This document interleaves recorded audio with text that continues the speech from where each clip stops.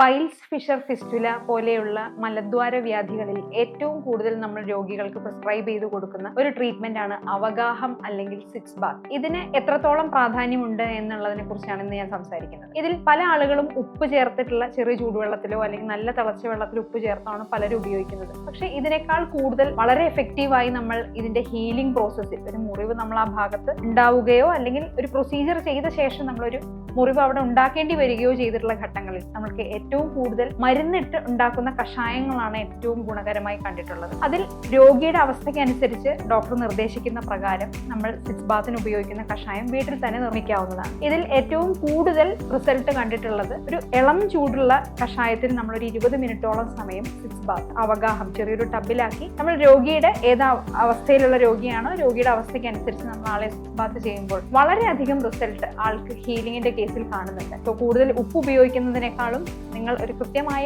ചിട്ടയായ ഒരു ട്രീറ്റ്മെന്റ് എടുക്കുമ്പോൾ കൃത്യമായ ഒരു സിറ്റ്സ് ബാത്ത് ചെയ്യാൻ ശ്രദ്ധിക്കുമല്ലോ.